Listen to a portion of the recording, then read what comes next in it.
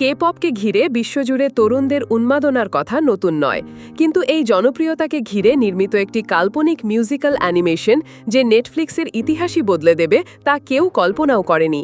মুক্তির পর থেকেই আলোচনায় থাকা কে-পপ ডেমন হান্টার্স ইতিমধ্যে 23 কোটি 60 লাখ ভিউ অর্জন করেছে। এর মধ্য দিয়ে ভেঙে দিয়েছে রেড নোটিশের পুরনো রেকর্ড, যেটি দীর্ঘদিন নেটফ্লিক্সের সর্বাধিক দেখা সিনেমার তালিকার শীর্ষে ছিল। মাত্র 2 মাসেই এ মিউজিক্যাল ফ্যান্টাসি সিনেমা দুনিয়া জুড়ে আলোড়ন তুলেছে। কাল্পনিক হলেও দর্শকদের কাছে হান্ট্রিক্স নামের মেয়েদের ব্যান্ড এবং সাজা বয়েজ নামের ছেলেদের ব্যান্ড এখন বাস্তবের মতোই জনপ্রিয় হয়ে উঠেছে।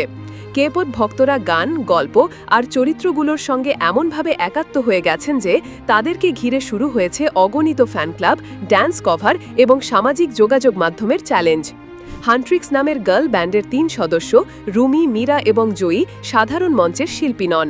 গানের শক্তি ব্যবহার করে তারা ডেমন বা অশুভ শক্তির সঙ্গে লড়াই করে, কিন্তু সমস্যা তৈরি হয় যখন রুমি হঠাৎ তার কণ্ঠ হারায়। ঠিক তখনই আবির্ভূত হয় এক আকর্ষণীয় বয় ব্যান্ড, সাজা বয়েজ। সুদর্শন এই সদস্যরা আসলে ছদ্মবেশী ডেমন। একদিকে রোমান্স আর অন্যদিকে সংঘাত। এভাবেই শুরু হয় 2 ব্যান্ডের লড়াই, যা গড়ে তোলে এক রোমাঞ্চকর কাহিনী। সিনেমা মুক্তির আগে তেমন প্রচার ছিল না, কিন্তু মুক্তির পরপরই গানগুলোর জনপ্রিয়তা দুনিয়া জুড়ে দাবানলের মতো ছড়িয়ে পড়ে। ছবির মূল গান গোল্ডেন বিলবোর্ড হট 100-এর শীর্ষে ওঠে এবং একসঙ্গে 4টি গান সেরা 10-এ জায়গা করে নেয়, যা ইতিহাসে প্রথম। স্পটিফাইয়ের গ্লোবাল চার্টেও গোল্ডেন 1 নম্বরে উঠে আসে। শুধু অনলাইনেই নয়, প্রেক্ষাগৃহে মুক্তির পর প্রথম সপ্তাহান্তেই সিনেমাটি আয় করেছে প্রায় $18 মিলিয়ন। সিনেমাটিকে বলা হচ্ছে এক অনন্য মিউজিক্যাল জার্নি। মোট 12টি গান নিয়ে সাজানো পুরো কাহিনী। টেডি পার্ক ও লিন্ডগ্রেনের মতো বিখ্যাত প্রযোজকদের হাতে তৈরি গানগুলো শোনা যাচ্ছে টিকটক, ইউটিউব শর্টস এবং ইনস্টাগ্রাম রিলসে অসংখ্য নাচের চ্যালেঞ্জে। বিশেষ করে গোল্ডেন ও ইয়োর আইডল এখন তরুণদের প্রিয় সঙ্গীত হয়ে উঠেছে। যদিও মার্কিন প্রযোজনা, কিন্তু সিনেমায় কোরিয়ান সংস্কৃতির সূক্ষ্ম উপস্থাপন দর্শকদের মন জয় করেছে।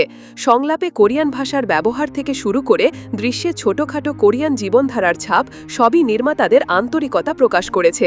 পরিচালক ম্যাগি কাং এবং ক্রিস অ্যাপেলহ্যান্স দর্শকদের জানাতে চেয়েছেন এটি কেবল সঙ্গীত নির্ভর ফ্যান্টাসি নয়, বরং ভক্ত তারার সম্পর্ক, আত্মবিশ্বাস এবং ভালোবাসার গল্প।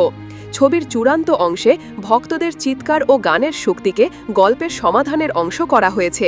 নির্মাতাদের ভাষায় ভক্ত তারার এই সংযোগেই সিনেমার প্রকৃত প্রাণ।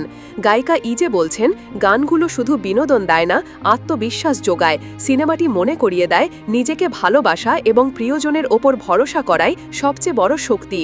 সব মিলিয়ে কে-পপ ডেমন হান্টার্স শুধু একটি সিনেমা নয়, বরং একটি বৈশ্বিক ঘটনা। কে-পপের উন্মাদনা, সঙ্গীতের শক্তি আর ভক্তদের আবেগ মিলিয়ে এটি হয়ে উঠেছে এক অনন্য অভিজ্ঞতা। আর সেই কারণেই 23 কোটি 60 লাখ ভিউ অতিক্রম করে এটি এখন নেটফ্লিক্সের ইতিহাসে সেরা স্থানে পৌঁছে গেছে।